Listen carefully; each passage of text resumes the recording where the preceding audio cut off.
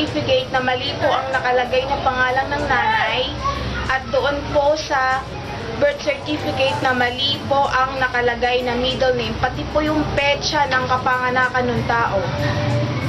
Naku, maraming problema yon, no?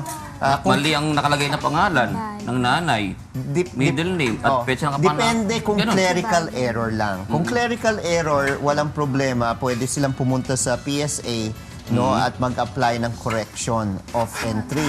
Ngayon, kung pangalan mismo ang nagkamali, yung buong pangalan, kailangan dumaan tayo sa proseso ng Kahit po yung pangalan lang ng nanay niya? Oo. Kung buo yung pangalan, kasi kung ang pangalan Rina, Apo. ang tunay na pangalan Monica, malaking pagkakaiba yun. No? Kesa yung Monica with a C and Monica with a K. No? Clerical error lang yun. So kung meron talagang mali sa pangalan, kailangan dumaan talaga sa korte yan at ang korte mag-declare na palitan yung pangalan sa tunay na pangalan.